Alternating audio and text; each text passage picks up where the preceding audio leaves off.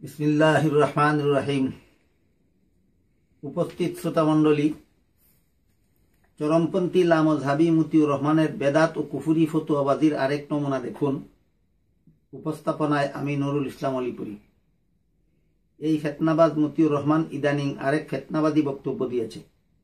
সে এ বক্তব্যে বলেছে, বাংলাদেশে অনেক মানুষ 3টা বেদাতের দ্বারা নামাজ শুরু করে, তাই এ নামাজ কবুল হবে কিভাবে? তার ভাষায় বেদাত 3টা হলো: নামাজের মুসল্লায় দাঁড়িয়ে ইন্নি ওয়াজ্জাহতু পড়া, নামাজের নিয়ত করতে গিয়ে নাওয়াইতু আন উসাল্লিয়া বলা অর্থাৎ নিয়তের কথা মুখে উচ্চারণ করা, এবং ইমামের ইক্তেদার নিয়ত করা। মতিউর রহমানের দাবি হলো এগুলি রাসূল সাল্লাল্লাহু আলাইহি ওয়াসাল্লাম করেননি এবং তার সাহাবাগণও করেননি, তাই এগুলি বেদাত। আসলে এগুলি করা শরীয়তের বিধান মতে কি, সে আলোচনায় আমি আজকে যাচ্ছি না, বরং এগুলি নিয়ে মতিউর রহমান কি ফেতনা ছড়াচ্ছে ও ফতুয়াবাজি করে যাচ্ছে সেদিকে আলোকপাত করব আজকে। এ প্রসঙ্গে প্রথম কথা হচ্ছে, রাসূল করিম সাল্লাল্লাহু আলাইহি ওয়াসাল্লাম এবং তার সাহাবাগণ করেননি এমন কাজ করলেই যদি বেদাত হয়ে যায়, তাহলে নামাজের কাতার সোজা করার জন্য মসজিদে ডাক দেওয়া, মাইকে আজান একামত দেওয়া, ধর্মের কথা ইন্টারনেটে প্রচার করা ইত্যাদি কাজও তো রাসূল সাল্লাল্লাহু এবং তার সাহাবাগণ করেননি। অথচ এগুলি শুধু বাংলাদেশের মানুষই নয়, বরং সারা দুনিয়ার মুসলমানরাই করছে। তাই এগুলি করে মতিউর রহমানরা তার কথিত বেদাতে লিপ্ত হলো কেন? বেদাতের অপবাদ শুধু বাংলাদেশের মুসলমানদের প্রতি কেন? মতিউর রহমানের জন্মভূমি ভারতেই তো উপমহাদেশের প্রায় সমস্ত বেদাত জন্ম নেয়। বেরলভী মতবাদের মতো বেদাতি, কুফরি ও শিরকি মতবাদের প্রতিষ্ঠাতা আহমদ রেজা খান তো বাংলাদেশি নয়, ভারতী। তাই নিজের দেশের এত দুর্গন্ধ যার নাকে লাগে না, তার নাকে বাংলাদেশের দুর্গন্ধ লাগে কেন? দ্বিতীয় কথা হচ্ছে, নামাজের নিয়ত আরবি ভাষায় উচ্চারণ করতে না পারার কারণে ফরজ নামাজই না পড়ে কুফরি করে, এমন গোয়ার তো বাংলাদেশে আমি একটাও পাইনি। মতিউর রহমানের দেশ ভারতে যদি থাকে, তাহলে নিজের দেশের কথা না বলে বাংলাদেশের কথা কেন? উদুর পিন্ডি বুদুর গাড়ে কেন? তৃতীয় কথা হলো, নামাজ না পড়াকে মতিউর রহমান কুফরি বলেছে। এ ফতুয়াবাজি কোত্থেকে শিখেছ?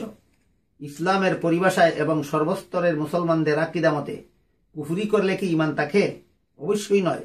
তাহলে যেসব মুসলমান নামাজ পড়ে না, তাদের ব্যাপারে কুফরি ফতুয়াবাজি করার ঠিকাদারি তুমি কোথায় পেলে? হ্যাঁ, হাদিসের কিতাবে কুফরুন দুনা কুফরিন বলে একটা কথা আছে, সেটা তো যারা হাদিস পড়েছেন তারা জানেন। আর তোমার ফতুয়াবাজি তো যারা হাদিস পড়েনি তাদের কাছে সুরে মেরেছ।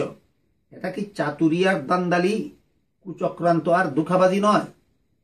চতুর্থ কথা হলো, আলোচ্য 3টি বিষয়কে বেদাত আখ্যা দিয়ে মতিউর রহমান বলে, এরপরে বাংলাদেশের মানুষ সুন্নত দিয়ে নামাজ শুরু করে। অথচ বাংলাদেশ, ভারত, পাকিস্তান নির্বিশেষে সারা দুনিয়ার সর্বকালের সকল মুসলমান যে বাক্য দ্বারা নামাজ শুরু করে সেটা সুন্নত নয়, ফরজ। যেমন আমরা তাকবীরে তাহরিমা অর্থাৎ আল্লাহু আকবার বাক্য দ্বারা নামাজ শুরু করি, এটা তো সুন্নত নয়, ফরজ। সুতরাং মতিউর রহমানদের নামাজ আর মুসলমানদের নামাজ এক নয়। এখানে এসব ফতুয়াবাজদের পক্ষে সুন্নত শব্দের আবিধানিক অর্থ নিয়ে টানা হেঁচড়া করার সুযোগ নেই। কারণ নামাজ, রোজা, ইবাদত বন্দেগীর একাংশকে ফরজ আর একাংশকে সুন্নত বলা হয় ইসলামী ফিকহের পরিভাষা মতে, পারিভাষিক অর্থে নয়। পঞ্চম কথা হলো, নামাজের নিয়ত মুখে উচ্চারণ করার কথা হযরত ইমাম আবু হানিফা রাহমাতুল্লাহ আলাইহি বলেছেন বলে প্রমাণ করতে পারলে মতিউর রহমান তা মেনে নেবে বলে ঘোষণা দিয়েছে। কি বিভ্রান্তিকর ফতুয়াবাজি! হানাফি মাযহাব মতে নামাজের নিয়ত মুখে উচ্চারণ করতে হবে এমন কথা তো কেউ বলেনি। তাহলে হানাফি মাযহাব থেকে তার দলিল দেওয়ার প্রশ্ন কেন? যেখানে এমন কথা কেউ বলেনি, সেখানে এর প্রতি হযরত ইমাম আবু হানিফা রাহমাতুল্লাহ আলাইহির সমর্থনমূলক উক্তি দেখাবার আহ্বান কি মাতলামি নয়? ষষ্ঠ কথা হলো, মতিউর রহমান বলেছে নামাজের নিয়ত মুখে উচ্চারণ করার কথা হযরত ইমাম আবু হানিফা রাহমাতুল্লাহ আলাইহি বলেছেন বলে যদি কেউ দেখাতে পারে, তাহলে তার জন্য তকলিদে শখসি হিসাবে সে এটা মেনে নেবে। অথচ মজার ব্যাপার হলো, তকলিদে শখসিকে এসব ফতুয়াবাজরা শিরিক বলে, আর নামাজের নিয়ত মুখে উচ্চারণ করাকে বলে বেদাত। কথিত এ বেদাতের প্রতি হযরত ইমাম আবু হানিফার সমর্থন দেখাতে পারলে তোমাদের কথিত শিরিক মেনে নেবে কেন? বেদাতের চেয়ে কি শিরিক ছোট গুনাহ নাকি? ফিতনাবাজি, ফতুয়াবাজি, ফেরকাবাজি আর কতভাবে করবে? যে সমস্ত সাহাবাগণ তকলিদে শখসি করেছেন, তারা কি শিরিক করেছেন? মুখ সামলে ফতুয়াবাজি করো, সাবধান। সাহাবাগণ শিরিক চিনলেন না, শিরিক চিনল মতিউর রহমান। এটাকেই বলে শালুক চিনেছেন গোপাল ঠাকুর।